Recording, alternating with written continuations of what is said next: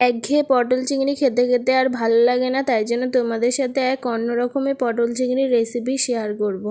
এই রেসিপিটা করার জন্য আমি কিছুটা পরিমাণে চিংড়ি মাছ নিয়েছি আর পটলটাকে দুদিকে ভাগ করে কেটে নিয়েছি।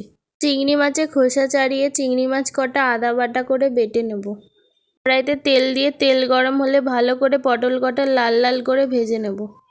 পটলটা ভাজার জন্য এখানে আমি দিয়েছি নুন হলুদ দিয়ে ভালো করে ভেজে তুলে নেব।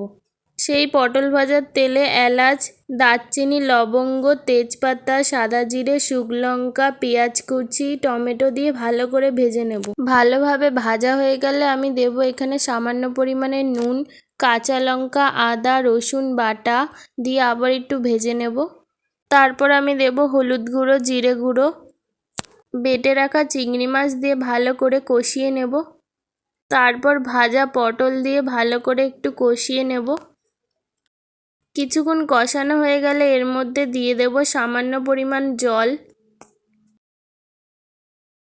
জল দিয়ে ভালো করে ফুটে গেলে আমি এখানে দিয়ে দেব গরম মশলা। গরম মশলা দিয়ে ফুটিয়ে নিলেই রেডি হয়ে যাবে অন্যরকম পটল চিংড়ি। আপনারা এরকম পটল চিংড়ি করে দেখবেন, সত্যি কথা বলছি গরম গরম ভাতের সাথে অসাধারণ লাগে।